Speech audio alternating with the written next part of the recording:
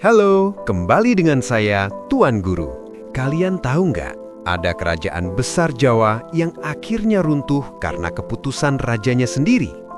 Nah, kerajaan itu namanya Medang Kamulan. Kerajaan ini sebenarnya kelanjutan dari Mataram kuno yang dipindahkan ke Jawa Timur.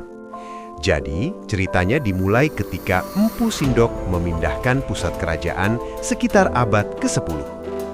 Perpindahan ini terjadi setelah bencana dan tekanan politik menghantam Mataram di Jawa Tengah.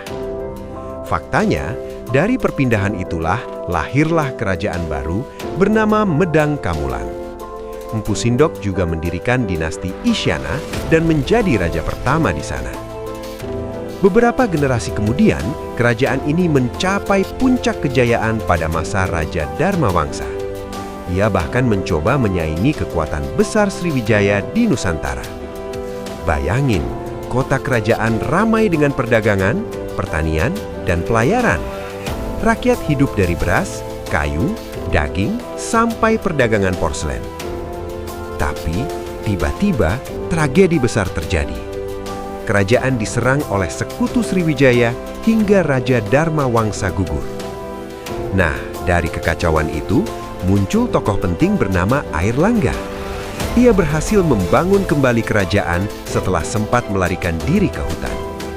Airlangga memperbaiki pelabuhan, membangun jalan, dan membuat waduk untuk irigasi. Semua itu dilakukan supaya rakyatnya hidup lebih sejahtera. Namun, menjelang akhir hidupnya, Airlangga membuat keputusan besar. Ia membagi kerajaan menjadi dua, Jenggala dan Panjalu, agar tidak terjadi perang saudara. Sayangnya, pembagian itu justru membuat kekuasaan Medang Kamulan melemah. Sejak saat itu, kerajaan besar itu perlahan menghilang dari sejarah. Sampai sekarang, kisah Medang Kamulan diketahui lewat prasasti, seperti prasasti Empu Sindok.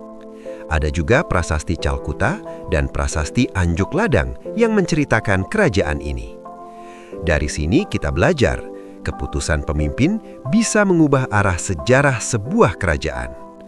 Menurut kalian, pembagian kerajaan oleh Airlangga itu keputusan bijak atau justru kesalahan?